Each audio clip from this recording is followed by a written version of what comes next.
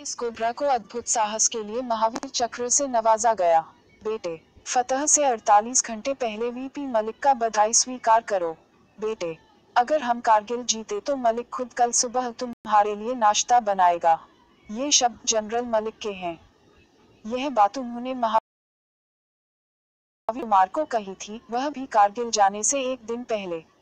दरअसल जनरल मलिक को विश्वास था कि दिगेंद्र का हौसला कारगिल के बर्फ को भी पिघला सकता है। उसकी हुंकार पाकिस्तानियों की नींदें उड़ा सकती है और जब वह निडर होकर दुश्मन की तरफ बढ़ता है तो दुश्मनों के पास सिवाय मौत के इंतजार करने के अलावा और कोई रास्ता नहीं होता। आइए आज जानते हैं राजस्थान के झालरा में जिनमें दिगेंद्र कुमार की बहादुरी की दास्तान। देशभक्ति और बहादुरी विरासत में मिली थी। दिगेंद्र का जन्म 3 जुलाई 1969 को राजस्थान के सीकर जिले में हुआ था। दिगेंद्र बचपन से ही वीरों की शौर्य गाथाएं सुनने में रुचि लेते थे। बहादुरी उनको विरासत में मिली थी।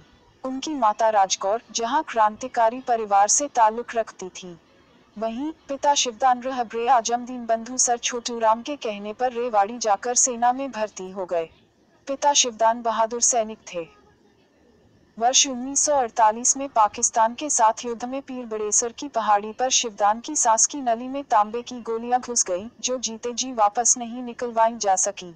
यही नहीं, उनके जबड़े में भी 11 गोलियां लगी थीं। गुना। पिता के अलावा दिगेंद्र के नाना बुजुर्ग शेरावत आजाद हिंद फौज के सिपाही थे। द्वितीय विश्व युद्ध के दौरान बसरा बगदाद की लड़ाई में वे वीरगति को प्राप्त हुए। बचपन से ही दिगेंद्र का सपना था कि वह भी फौज में अपनी सेवा देकर नाना और पिता का नाम रोशन करे। वह 3 सितंबर 1985 राजस्थान राइफल्स 2 में भर्ती हो गए। जम्मू कश्मीर में आतंकवादी कमांडर को मारकर जब कंधे पर उठा लाया। वर्ष 1993 में दिगेंद्र की बटालियन जम्मू कश्मीर के अशांत इलाके कुपवाड़ा में तैनात थी। यह ऐसा इलाका था जहां उग्रवादियों ने अपना शिकंजा कस रखा था। आतंकवादियों का कमांडर मजीद खान की वजह से स्थानीय लोगों में दहशत थी। यही वजह है कि लोग प्रशासन से सहयोग नहीं कर पा रहे थे।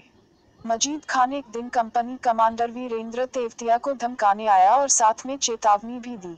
वीरेंद्र तेवतिया ने यह बात दिगेंद्र को बताई। बस तुरंत दिगेंद्र ने भी ठान लिया कि अब मजीद खान को सबक सिखाने का वक्त आ गया है और वह तत्काल मजीद खान के पीछे दौड़ पड़ा। पीछा करते हुए वह एक चोटी पर चढ़ गया, जहां से सटीक निशाना लगाकर मजीद को ढेर कर दिया। यही नहीं, उसकी लाश को कंधे पर लादकर कर्नल के आगे रख दिया। इस साहस के लिए दिगेंद्र को सेना मेडल भी मिला। जम्मू कश्मीर में हजरत बल दरगाह पर जब आतंकवादियों ने कब्जा कर वहां अपना अड्डा बना लिया, तब भारतीय सेना ने एक बड़े ऑपरेशन को अंजाम देने की योजना बनाई। इस ऑपरेशन में दिगेंद्र ने बहादुरी का परिचय दिया और आतंकवादियों को मार गिराया। इसके लिए 1994 में उन्हें बहादुरी का प्रशंसा पत्र मिला। श्रीलंका शांति अभियान में दिखा गजब का पराक्रम। वर्ष 1987 में श्रीलंका में लिपटे उग्रवादियों का वर्चस्व बढ़ता जा रहा था। श्रीलंका सरकार उनकी मांगों के आगे असहाय खड़ी थी। तब मजबूर होकर श्रीलंका सरकार ने भारत से सहायता मांगी। श्रीलंका की मदद के लिए भारत सरकार ने ऑपरेशन पावन की शुरुआत की। इस अभियान के शुरुआती दौर में दिगेंद्र के 5 साथी शहीद हो गए और हमलावर जाकर विधायक के घर में छुप गए। दिगेंद्र और उसकी बाकी पलटन ने विधायक के घर का घेराव किया। कहा जाता है कि विधायक ने सहयोग नहीं किया। इस मुठभेड़ में विधायक और उग्रवादियों की मौत हो गई। हालांकि पहली मुठभेड़ सफल रही, लेकिन तमिल विधायक की मौत के मामले में दिगेंद्र का कोर्ट मार्शल कर दिया गया। इधर ये सब चल ही रहा था कि Article 2 of 8. PM Modi will address BJP CM.